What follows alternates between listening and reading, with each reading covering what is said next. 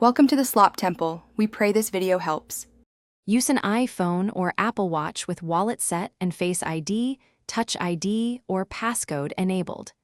Add your preferred card to wallet and set it as the default card for payments. Confirm contactless payment is enabled and that the pump shows the contactless symbol.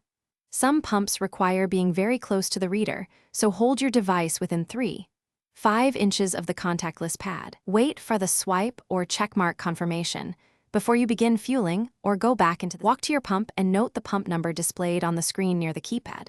Select the Pay at Pump option and choose credit or debit, then follow the terminal prompts to begin payment.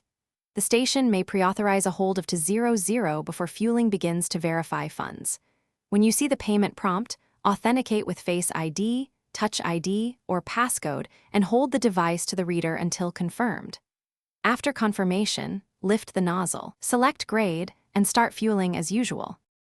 If the pump lacks contactless readers or the device does not connect, go inside and pay the cashier with Apple Pay. Tell the cashier your pump number and confirm the amount or set a dollar limit before they start fueling. Receipts and transaction details can be stored in wallet, and your bank will also send alerts for each charge.